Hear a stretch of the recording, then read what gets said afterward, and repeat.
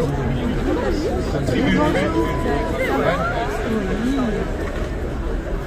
vais le soin d'être aîné un petit peu.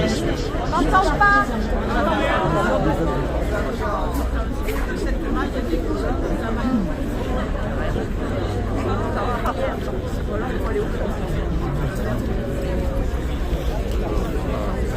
Est-ce que c'est mieux? Oui, c'est bon. Je remercie les présents, même si on n'a pas de tribune, les présents sur le parvis de la mairie, pour la plupart des élus, d'anciens élus, et qui montrent à quel point, quelles que soient les positions politiques de chacun, on se retrouve ensemble pour la défense de l'hôpital. Et je voudrais commencer par dire, mesdames, messieurs, chers concitoyens, messieurs, mesdames les élus, madame Maritsou Blanzaco, directrice départementale de l'Agence régionale de santé, a tenu avec le président du conseil de surveillance de l'hôpital, maire d'Orthez, et le directeur de l'hôpital une conférence de presse hier matin. Hasard de date ou de calendrier, où fallait-il désamorcer l'inquiétude? Qu'ont-ils dit?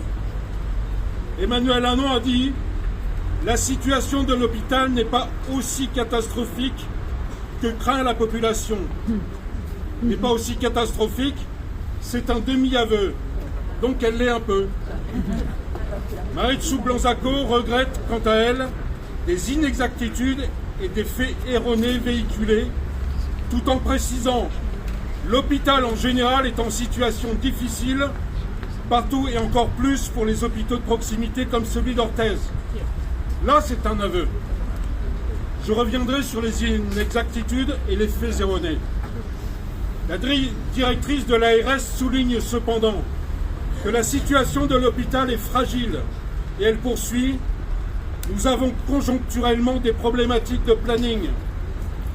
Donc toutes les plages n'ont pu être remplies et il a été décidé de fermer temporairement le SMUR. Là encore, on peut dire que c'est un aveu. » Le directeur poursuit. « Nous avons fait appel à des intérimaires dès le mois d'août. Mais il y a des jours où il y a des carences. Là encore, c'est un aveu. » Et il ajoute, « Si on avait la possibilité, on ne ferait pas appel à l'intérim qui coûte extrêmement cher. » Il donne ici la raison essentielle, le coût de la santé que le gouvernement Véran-Macron veut y accorder. Alors, quelle est la conclusion de la conférence de presse? Je vous le donne en mille. Certaines actions que certains de quelques-uns ternissent l'image de l'hôpital. Ce mauvais coup, on aurait pu s'en passer, d'autant qu'il s'accompagne d'outrance et de mensonges, clamera Emmanuel Anon. Et Maritsou Blanzaco de conclure: je trouve irresponsable de prendre nos concitoyens en otage sur ce sujet si sensible qu'est la santé.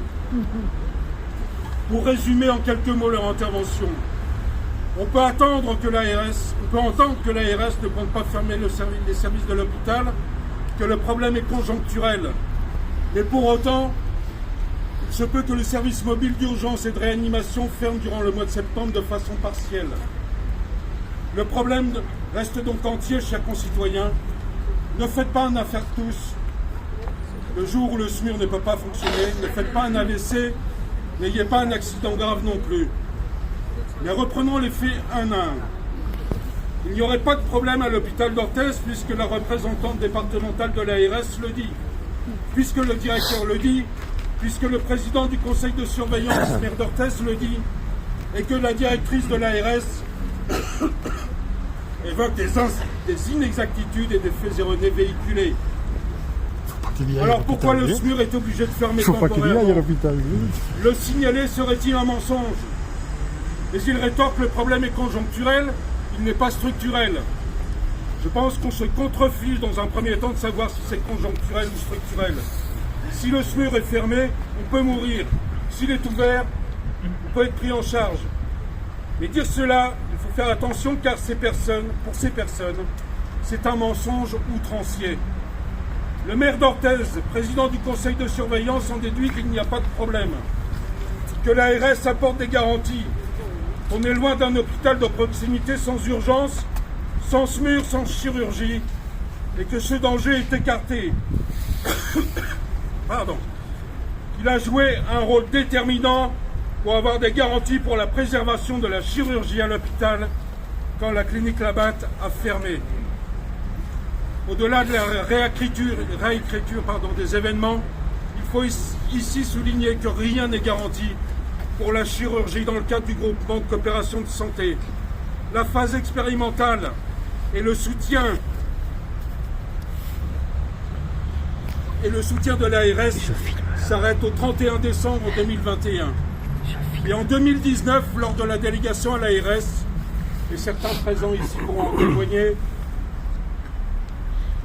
le directeur régional de l'ARS, M. Lafourcade, avait expliqué que le devenir de la chirurgie, c'était l'ambulatoire, pas toute la chirurgie. On lui avait répondu qu'il était difficile de considérer que pour une prothèse de hanche totale, par exemple, cela pouvait se faire en ambulatoire. Donc soyons clairs, pour la chirurgie de l'hôpital d'Orthez, rien n'est garanti au-delà du 31 décembre 2021. Mais dire cela publiquement, c'est un mensonge et une outrance. C'est un mensonge et une outrance car la directrice de l'ARS, le directeur de l'hôpital et le directeur du conseil de surveillance de l'hôpital maire d'Orthez n'en parlent surtout pas. De leur part, c'est un mensonge par omission. Le non-remplacement des personnels manquants, la charge de travail reposant sur les personnels présents ou rappelés dans les services, dénature la prise en charge et fait craquer un à un les personnels de l'hôpital. Est-ce une outrance de le dire? Précisons les choses. Pas de garantie pour la chirurgie, le SMUR et les urgences qui ferment de façon intermittente, et on n'irait pas vers un hôpital de proximité, et il n'y aurait pas lieu d'être inquiet. Et dire cela est une outrance. Dire cela serait prendre les citoyens en otage. Conjoncturel, les problèmes à l'hôpital d'Orthez et les 20% de lits d'hôpitaux fermés au niveau national et les 5857 lits fermés pour la seule année 2020 en plein Covid. C'est conjoncturel, mais soulever le problème serait-il un mensonge ou une outrance? Les urgences d'Orthez, celles d'Oloron ou de Marmande-Bergerac ou encore de Sarlat, ou celles encore de Hoche qui ferment de façon temporaire ou définitive, c'est conjoncturel. La mort de patients parce que les services ne sont pas assurés, ce sera donc conjoncturel? Non, ce sera définitif pour la personne concernée. Alors Madame la directrice de l'ARS, Monsieur le directeur de l'hôpital, Monsieur le président du conseil de surveillance, qui ment? Qui est outrancier? Qui prend les citoyens en otage? On ne rigole pas avec la santé et les soins. On veut qu'ils soient garantis avec un hôpital de plein exercice, avec des urgences et un SMUR ouvert 24 heures sur 24, 7 jours sur 7. C'est pour ces raisons que le POID a pris ses responsabilités et a appelé une réunion publique le 12 octobre 2021. C'est à l'issue de cette réunion que s'est constitué un comité de suivi regroupant les premiers signataires de la pétition qui exige le maintien pérenne du SMUR, des urgences et de tous les services de l'hôpital. Le comité de suivi regroupe des élus et des citoyens, des militants associatifs, des militants politiques de courants divers, lesquels habituellement ne se regroupent pas ensemble. Mais sur cette question essentielle qu'est la santé, le maintien de l'hôpital partage la même inquiétude. C'est dans ce sens que les 7 élus de l'opposition du conseil municipal d'Orthez-Sainte-Suzanne ont rédigé un courrier en direction de tous les élus des 2 communautés de communes et des élus du département. Aujourd'hui, ce sont plus de 2000 signataires qui ont été recueillis, 2000 signatures qui ont été recueillies, et un nombre conséquent d'élus l'ont signé et fait signer. Nous allons continuer à faire signer partout pour porter dans l'unité l'expression de la population auprès de l'ARS avec ces signatures. Je vous remercie. Excellent.